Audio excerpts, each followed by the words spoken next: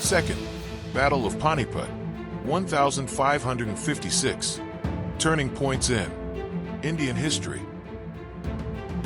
Hemu Chandra Vikramaditya. Akbar fought on November 5th, 1556 between Mughal Emperor Akbar and Hemu, a Hindu king. Akbar was guided by his regent, Bairam Khan, during the battle. Hemu nearly won the battle with a massive army, but was struck in the eye by an arrow. After he fell, his army fled, and he was captured and executed. The battle secured the Mughal Empire in India for Akbar.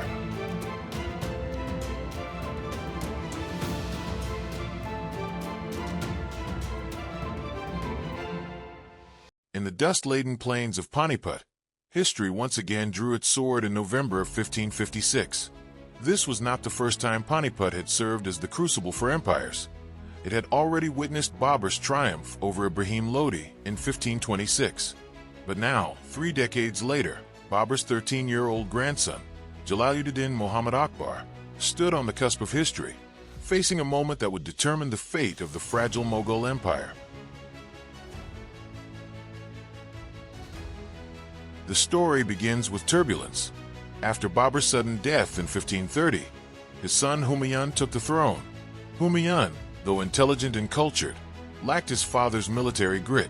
His reign saw the rapid erosion of Mughal power, culminating in his humiliating defeat by the brilliant Afghan tactician Sher Shah Suri.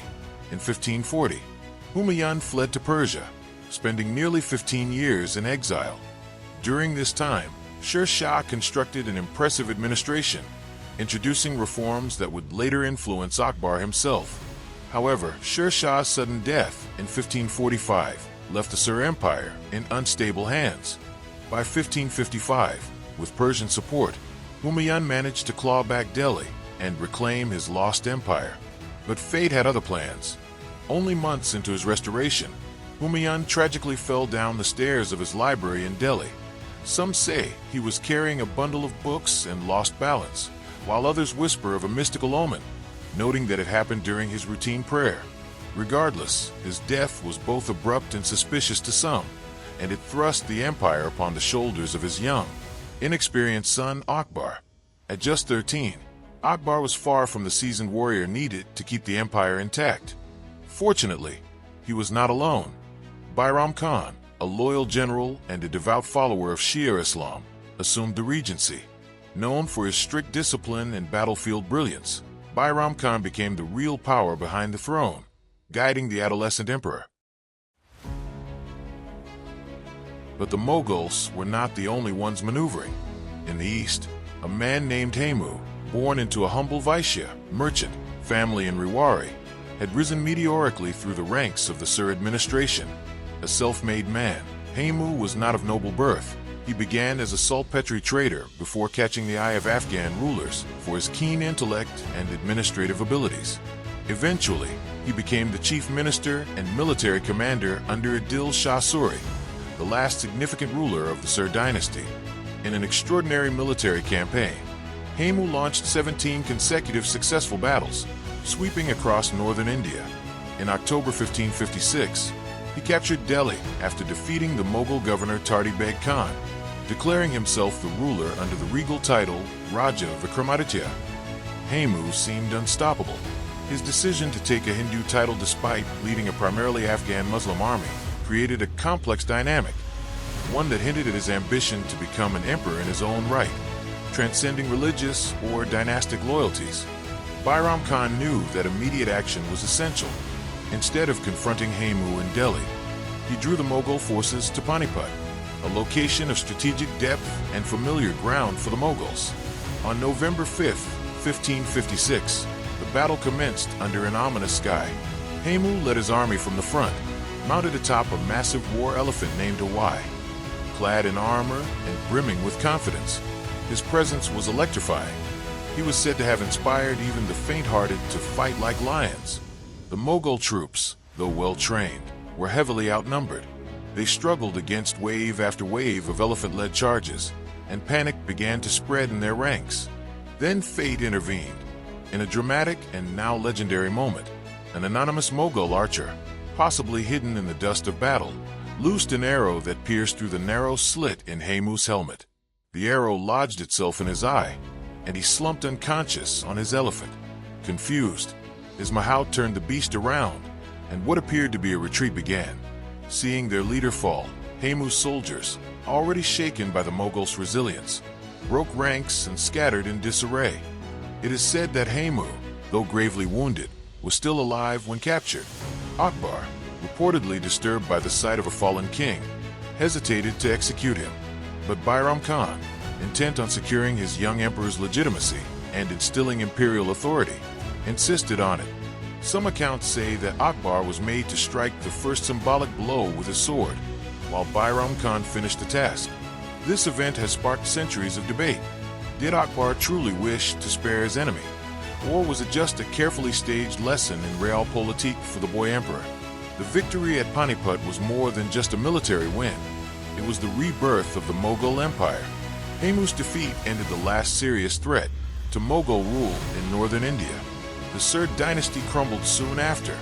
Akbar, though still under Bairam Khan's guidance, began to slowly emerge from his regent's shadow. Within a few years, he would assert his independence. Hemu's history came to swinging the other way. Had Hemu's helmet not been pierced by that single arrow, the outcome might have been very different. Mughal dominance could have ended then and there, and a new Hindu empire under Hemu might have taken its place. The Second Battle of Panipat was thus not merely a clash of armies. It was a crossroads of fate, where empires teetered on the edge of a single moment.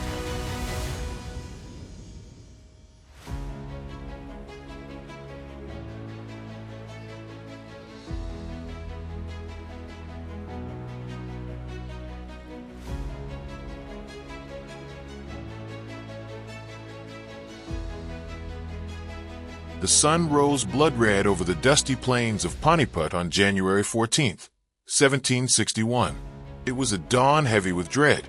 The Maratha Confederacy, then the most powerful Indian force, stood face to face with the Afghan Durrani Empire, led by the fearsome Ahmad Shah Abdali, known also as Ahmad Shah Durrani. What unfolded that day would echo for generations, not only for its scale and savagery, but for the irrevocable shift it caused in India's political trajectory.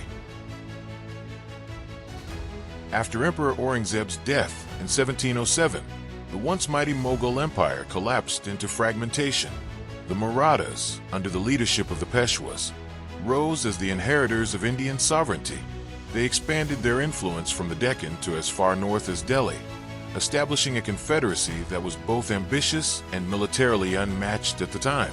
However, their rise did not go unnoticed. Ahmad Shah Durrani, founder of the Durrani Empire in Afghanistan, saw the Maratha advance into northern India as a direct threat. In 1757, he had already invaded and plundered Delhi, but with the Marathas regaining control soon after, he resolved to return once more, this time with the intent to decisively crush their dominance. Declaring his campaign a jihad, he was joined by several Indian Muslim rulers and chieftains who feared Maratha domination, including the Rohillas and Shujidi-Daular of Awadh. What followed was not merely a clash of armies, but a collision of ideologies, loyalties, and the future direction of the subcontinent. By sunset, over 70,000 Marathas lay dead.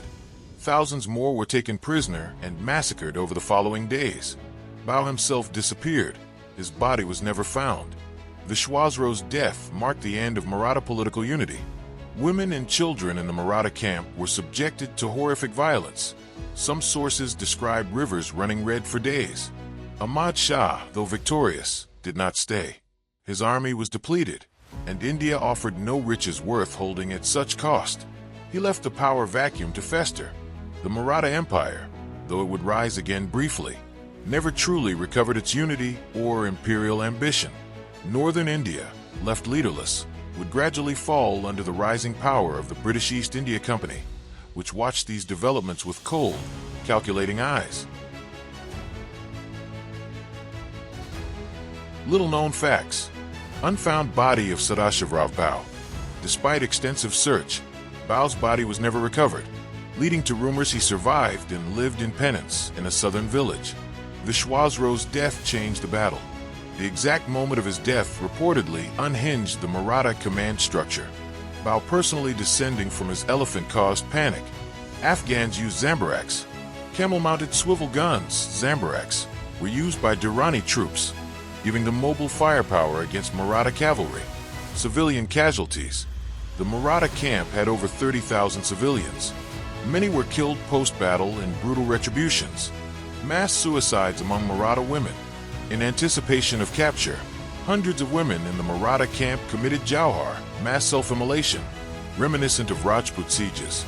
British observers took note. Though not directly involved, the British in Bengal saw the weakening of Indian powers and began expanding with renewed confidence.